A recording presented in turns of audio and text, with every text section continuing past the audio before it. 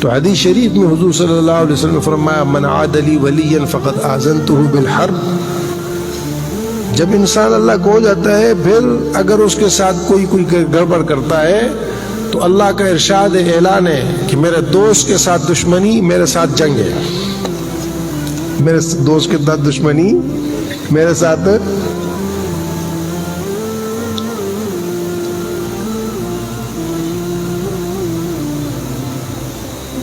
اللہ کے ہونے کے اعتبار سے اپنی تمام چاہتوں کو اللہ پر قربان کرنے سے، اور یہ نہیں ہے کہ صرف فرائض ہیں، ہر چیز میں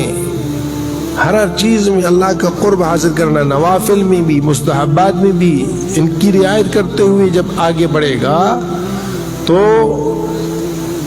اللہ پاک فرماتے ہیں کہ ایک بالشتہ آئے گا دو آؤں گا، ایک بالشتہ آئے گا دو بالشتہ آؤں گا، ایک ہاتھ آئے گا دو ہاتھ آؤں گا، چل کے آئے گا دوڑ کے آؤں گا. چل کے آئے گا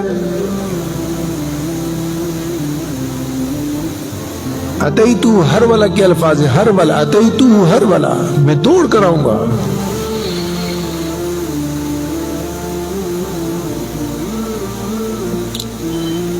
تو یہ اللہ کی نسبت اور اللہ کے ساتھ ہونے کا یہ انسان اتنا قیمتی ہو جاتا ہے پھر کہ یہ پھر جو کہتا ہے اوپر سے ہوتا ہے. یہ جو کہتا ہے وہ اوپر سے ہوتا ہے.